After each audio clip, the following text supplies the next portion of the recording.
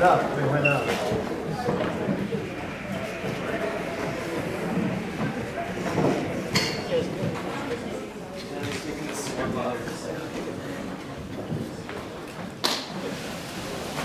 Well, as they go. Hi, I'm Brian McEnwell. I'm the director of the Academy of European Medieval Martial Arts, and also one of the founding directors of the Fighting Arts Collective. As we mentioned earlier, Fighting Arts Collective, 10 years old today. The Academy of European Medieval Martial Arts, 15 years old today.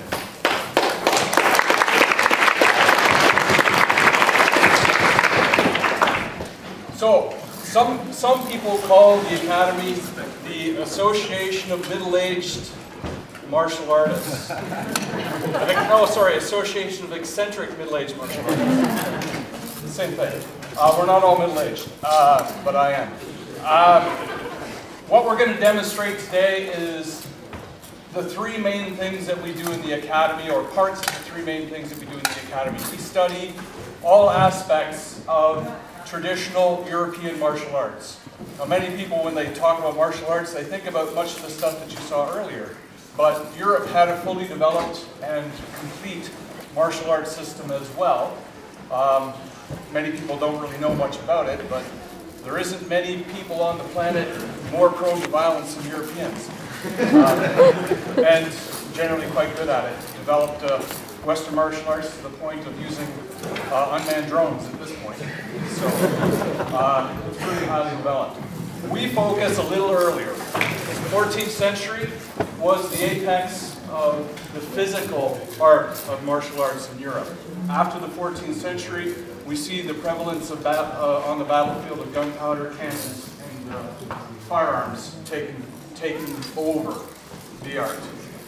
So the 14th century was pretty much the apex of martial arts in Europe with respect to physical combat, individual to individual. We're going to demonstrate today missile combat with the traditional longbow being demonstrated its use and utility.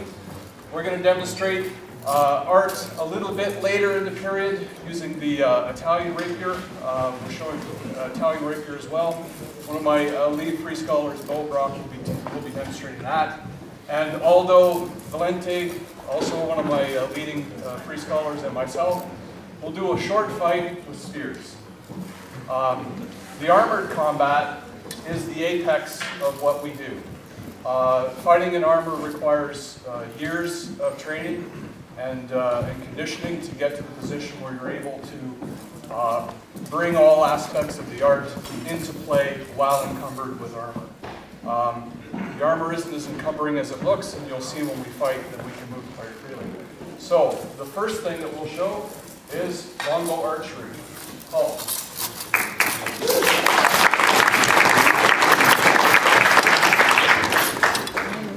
Hey everybody, my name is Lynn. I'm with the AEMMA Archery group.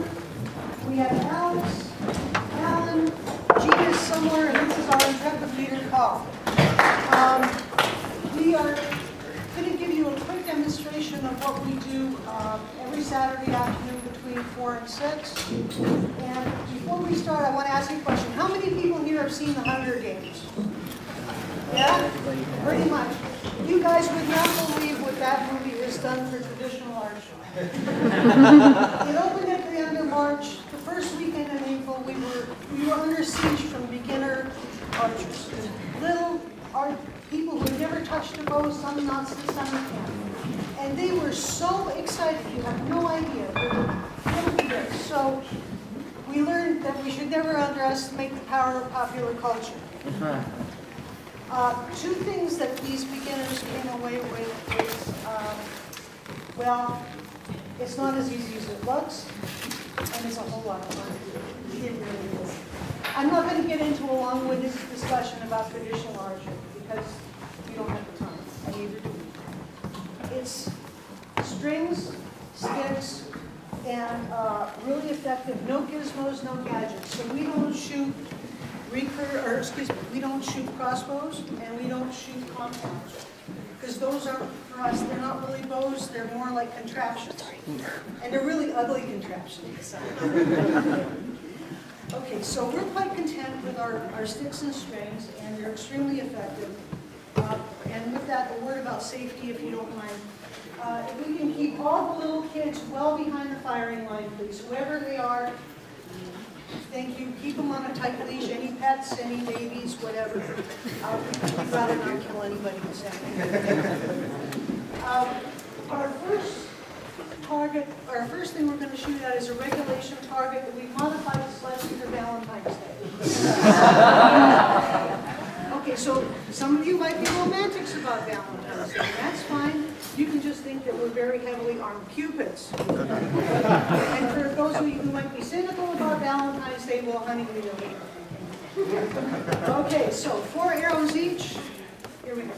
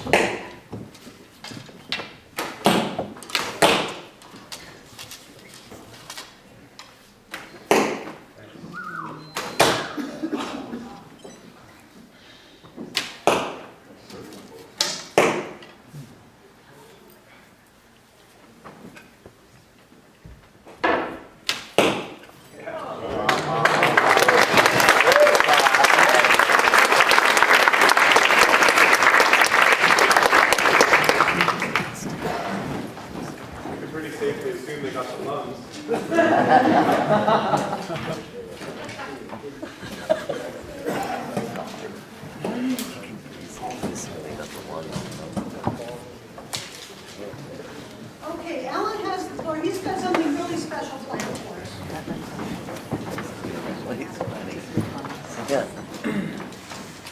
Sorry.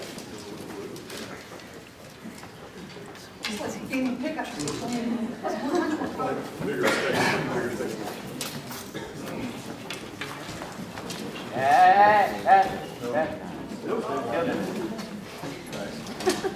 The medieval longbow was a very complex weapon, not because it's a stick and a string, as Lynn said, but the industry that went behind it was tremendous. There were archers training all their lives, people making arrows, fletchers who specialized in putting the feathers on, and so forth and so forth. But one of the key factors in making this one of the most effective weapons of the Middle Ages was rate of fire.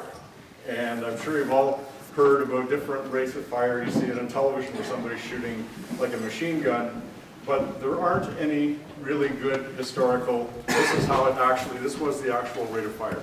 So what we're looking at doing today is establishing a benchmark, which we will then of course try to improve on. So I'm going to shoot a dozen arrows, Lynn's going to time us, and we'll see where that gets us. Just as an example of the importance of rate of fire, if we have 1,000 archers shooting 1 arrow a minute for 10 minutes, that's 10,000 arrows. However, if you're shooting 10 arrows a minute, that's 100,000 arrows. You can see the effectiveness of this weapon if you get 3,000 archers shooting at a fairly high rate of fire. So that's what we're trying to play with. So Lynn? 3, 2, 1, mark.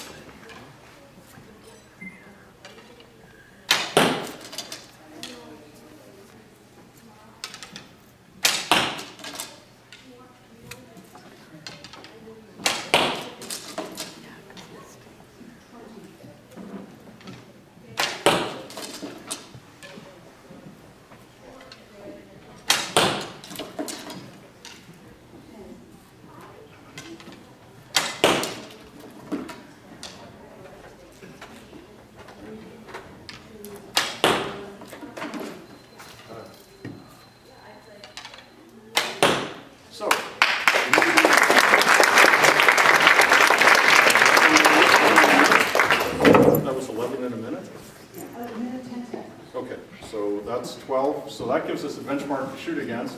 Again, the numbers that were put about were anywhere from 12, 18, some even a lot higher than that. If you trained all your life, that's one factor. On the other hand, if you're shooting a bow that weighs, that has a draw weight of 100, 110 pounds, which this obviously doesn't, that's also another factor to consider. So we'll keep working on this and sort of living historical research.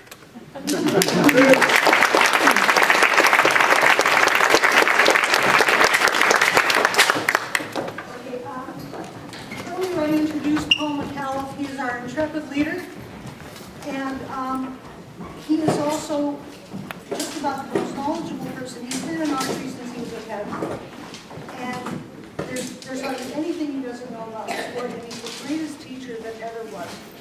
I'm not sure if he's aware of this, but sometimes I call him Yoda. If any of you are interested in practicing our art, learning a little bit more about it, on your way out there will be brochures on a little table just close to the exit. You can pick up one of those and gives you most of the details of what we do, and also gives you the details of the bow making course that is going to start a week from today if you're interested in learning how to fashion your own bows and arrows. Okay, for our final round, we're going to be shooting at the archer's favorite target that is not a pigeon. Okay, 4 arrows, and hopefully we'll end up with sucks.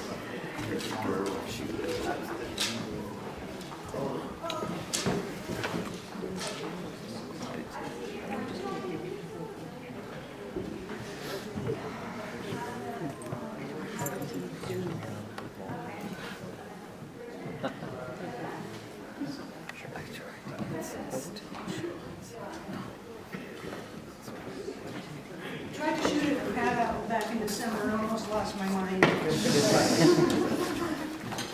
here we go.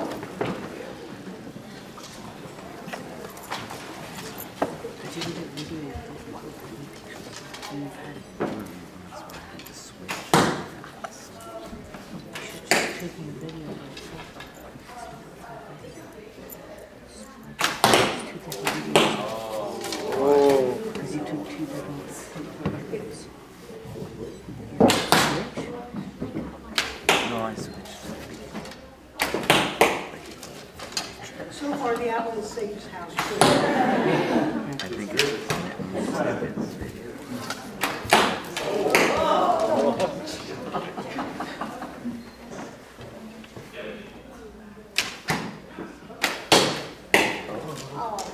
Should we give it another go? We haven't used it all our time yet.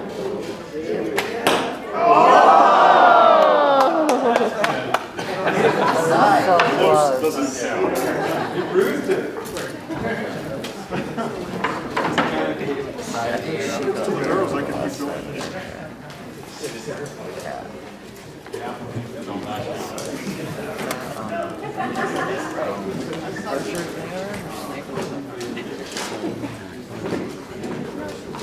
Sadly, nudges don't count.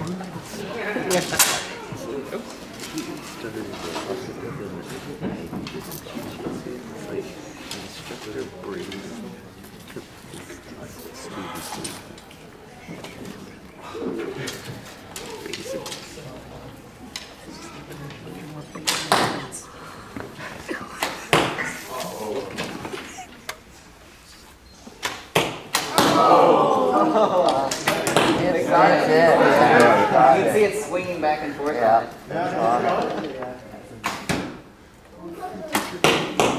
Somebody else watching. Left ventricle.